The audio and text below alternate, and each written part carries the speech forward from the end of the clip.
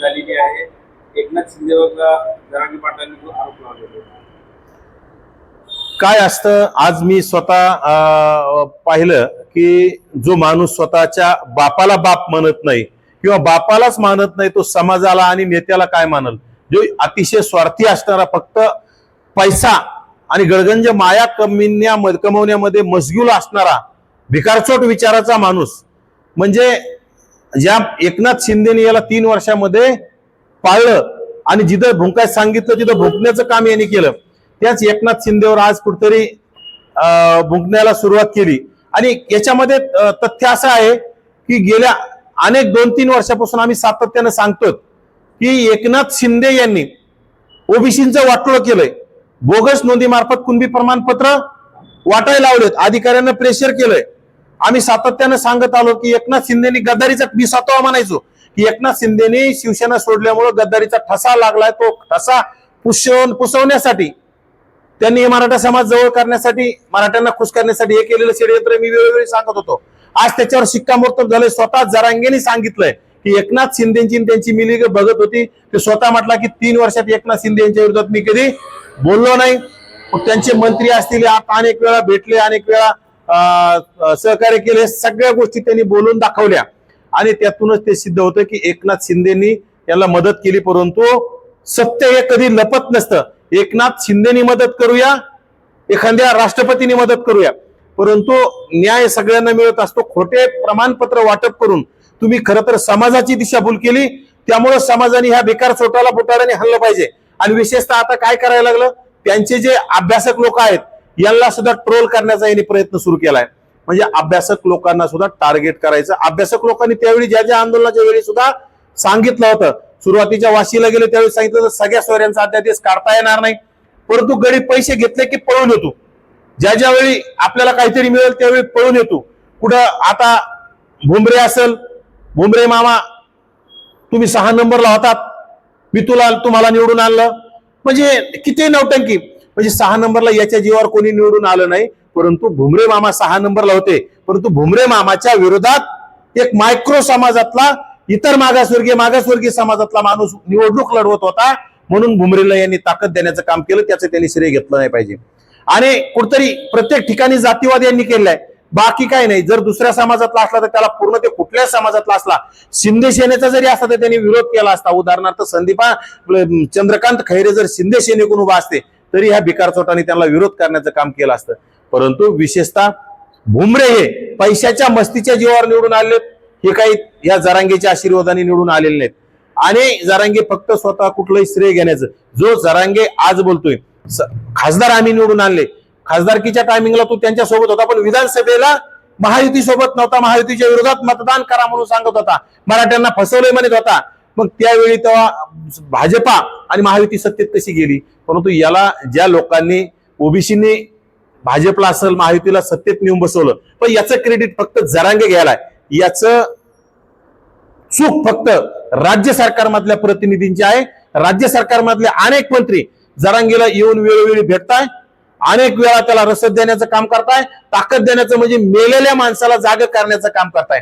आणि विशेषतः सापाला दूध पाजून तुम्हाला साप डसणारच आहे. आणि आता तुम्ही सापाला 2-3 वर्ष एकनाथ शिंदेनी दूध पाजले, शेवटी त्या सापाने तुम्हाला आज फणा मारलेलाच आहे.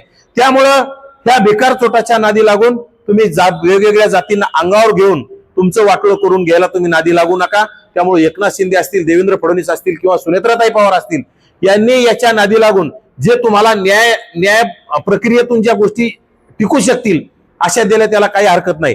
परंतु ज्या गोष्टी टिकणार नाहीत, तुम्ही अधिकाऱ्यांना प्रेशर करून, बोगस कुणबी प्रमाणपत्र वाटून ते व्हॅलिड करण्यासाठी सुद्धा ताकद लावायची. तुम्ही ते उर्दू मधून जे ट्रान्सलेशन करून आणायचं असतं त्याच्यामध्ये सुद्धा तुम्ही सेटिंग करण्याचा प्रयत्न करता. आणि त्यांनी विशेष आज काय सांगितलं की या दहीहंडे नावाचं प्रकरण, दहीहंडे शिंदे म्हणजे छत्रपती संभाजीनगर मधील एक जिल्हा परिषद गट, कोणता? गोलडगाव गटातील जे दहीहंडे म्हणतो, दहीहंडेच्या महिला जिल्हा परिषद सदस्या, ते वारंवार दहीहंडेचं का नाव घ्यायला लागला. त्या दहीहंडेनी जिल्हा परिषद अध्यक्षाला मतदान करण्यासाठी 3.25 कोटीचं डील केलेलं आहे. भाजपकडून त्यांनी पैसे घेतले, पण त्याच्यातले काही जरांगेले 1 कोटी आणून दिले असतील. विशेष दहीहंडेचं नाव का घ्यायला लागला? परंतु या मूर्खाला अक्कल पाहिजे. दहीहंडे तो म्हणतो तिथं यशवंता नावाचं तिथं ट्रान्सलेशन करून आलं, परंतु ट्रान्सलेशन आलं नाही, करून आणलं होतं तिथं विशेषतः हनुमंता नावाचं होतं. आणि हनुमंताचं तुम्ही यशवंता करून घेता. तुम्ही बाप बदलायची तुम्हाला सवय. तुम्ही जर सत्ता मिळवण्यासाठी तुम्ही जर बाप बदलत असेल तर तुम्हाला लाजा वाटल्या पाहिजे या लोकांना. आणि हे खरं तर हे जे बोगस कुणबी प्रमाणपत्र काढून जिल्हा परिषद पंचायत समित्या लढवलेत ते निजामी मराठी आहेत. ह्या मराठ्यांच्या गरीब मराठ्यांनी या भिकारचोट मराठ्यांच्या नादी लागलं नाही पाहिजे. या निजामी आणि प्रस्थापित मराठ्यांच्या सत्तेसाठी हापापलेल्या मराठ्यांच्या बाप बदलणाऱ्या मराठ्यांच्या नादी लागलं नाही पाहिजे. आणि बाप बदलणाऱ्या मराठ्यांचा दलाल जरांगे आहे. आणि दलाल आजपर्यंत एकनाथ शिंदेचा उदो करणारा अचानक एकनाथ शिंदे असेल, देवेंद्र फडणवीस असेल, यांच्या विरोधात कसा बोलायला लागला? का? लाड यांचा मोठा लाडू खाल्ला वाटतं यांनी. आणि लाडचा मोठा लाडू खाऊन आता एकनाथ शिंदेवर ढेकर द्यायला सुरुवात केली. कारण लाडचा लाडू जरा एकनाथ शिंदेपेक्षा मोठा भेटला असेल, लाडकडून मोठं पॅकेज मिळालं असेल, त्यामुळे हे सगळं चाललेलं, बाकी काही नाही.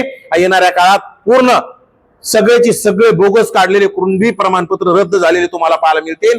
आज मराठवाड्यामध्ये 3 जिल्हा परिषद सदस्य आणि 1 नगरसेवक पद रद्द झालंय. येणाऱ्या काळात पंचायत समिती सदस्य असतील. आमचे सचिनजी खडसे आहेत, यांनी पंचायत समितीचं सुद्धा संभाजीनगरमध्ये आव्हान दिलंय. आणि येणाऱ्या काळात संभाजीनगर जिल्ह्यामध्ये जेवढे बोगस असतील त्याला सुद्धा ते आव्हान देण्यासाठी त्यांनी तयारी दर्शवली. आणि येणाऱ्या काळात एक नायक, आता दहीहंडीच्या प्रकरणामध्ये त्यांनी आणलं, एक ट्रान्सलेशन करून आणलं. आमच्या सचिनजी खलसे यांनी 4 जणांकडून ते अधिकृत असणारे 4 जण त्यांच्याकडून ट्रान्सलेट करून आलं. त्या 4ही जणांमध्ये हनुमंत आहे. आणि मग याच्याकडे ह्या माणसाकडे पैसे देऊन त्यांनी खरं तर त्या संबंधित ट्रान्सलेशन करणाऱ्या माणसाला 1 लाख 2 लाख रुपये देऊन हनुमंतांचं यशवंता करून आणलं. खरं तर ते ट्रान्सलेशन करून देणाऱ्या माणसावर सुद्धा कारवाई झाली पाहिजे, त्याला अटक झाली पाहिजे.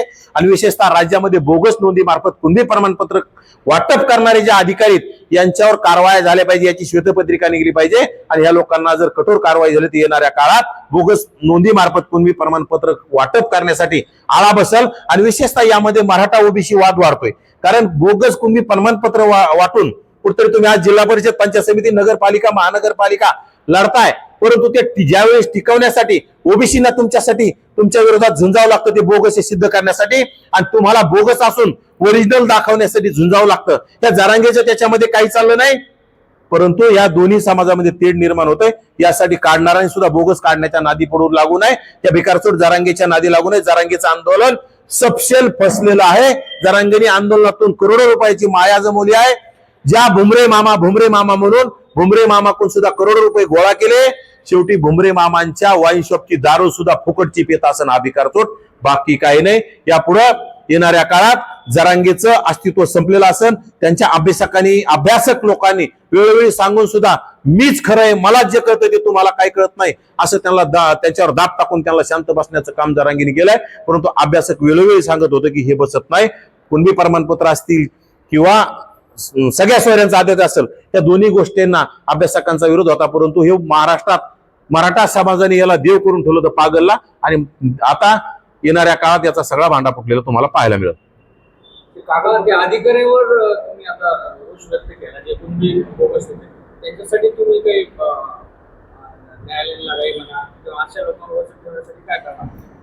जोपर्यंत हे जे बोगस नोंदी मार्फत कुणबी प्रमाणपत्र वाटप झाले त्याची श्वेतपत्रिका राज्य सरकारने काढली पाहिजे.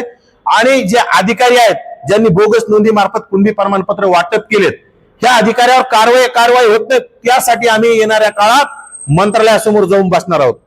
आम्ही राज्य सरकारला, विशेषतः देवेंद्रजी फडणवीस मुख्यमंत्री आणि दोन्ही उपमुख्यमंत्र्याला सांगतोय, तुम्ही सापाला दूध पाजण्यात वेळ घालू नका. ज्या गोष्टी देताच येत नाहीत त्या देऊ नका. तुम्ही तुमच्या हाताने पायावर धोंडा पाडून घेऊ नका. देवेंद्र फडणवीस यांना कळकळीची विनंती, ओबीसी आमचा डीएनए म्हटल्यामुळं तुम्हाला लोकांनी सत्तेत नेऊन बसवलंय. एकनाथ शिंदेना सुद्धा सांगणंय या ओबीसी आमचा डीएनए म्हटल्यामुळे, देवेंद्रजी बोलल्यामुळं महायुतीमध्ये तुम्ही आहात म्हणून तुम्ही सत्तेत गेला. जरांगेमुळे तुमचा कुठलाही फायदा नाही झाला, परंतु जरांगेला पोचण्यामध्ये तुम्ही खूप मोठं योगदान दिलेलं आहे. तुमचे मंत्री त्याच्यामध्ये उदय सामंत असतील, संदीपान भुमरे तत्कालीन मंत्री असतील, त्यामध्ये प्रताप सरनाईक असतील, छत्रपती संभाजीनगरचे पालकमंत्री संजय शिरसाट असतील, हे येऊन जरांगे सोबत लोटांगण घेऊन रात्रात त्याच्यावर 2-2, 4-4 तास त्याच्यासोबत चर्चा करून त्याला तुम्हाला कुठलाही फायदा झाला नाही आणि होणार नाही.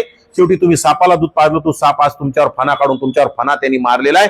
त्यामुळे तुम्ही भिकारचोट विचाराच्या लोकांच्या नादी लोकांना नका. राज्यामध्ये जातीवाद पेरण्याचं काम करू नका. अशा लोकांना पोसू नका.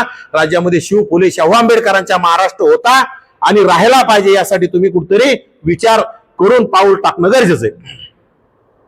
प्रसाद लाडांच्या भेटीनंतर तुम्ही भूमिका बदलली असं म्हणतात.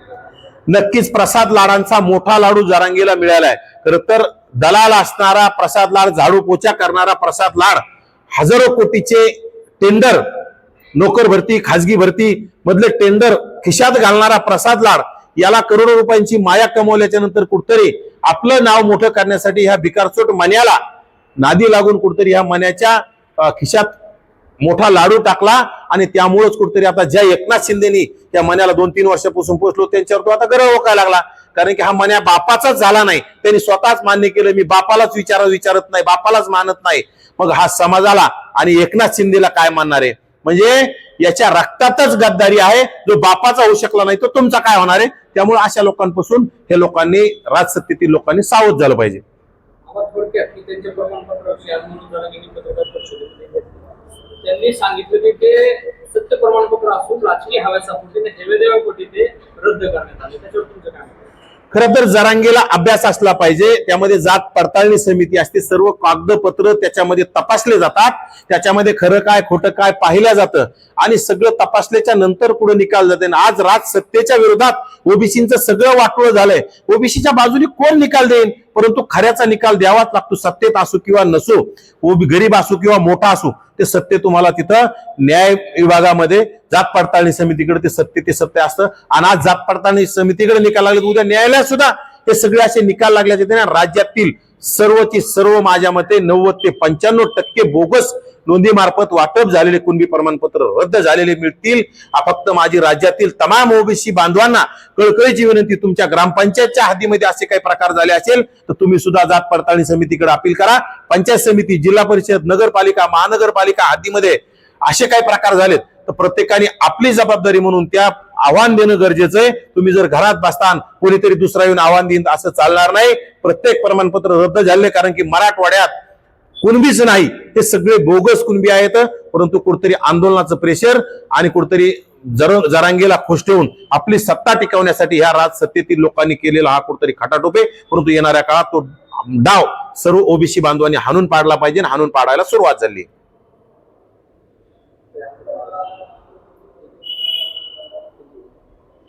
त्यांची घ्या.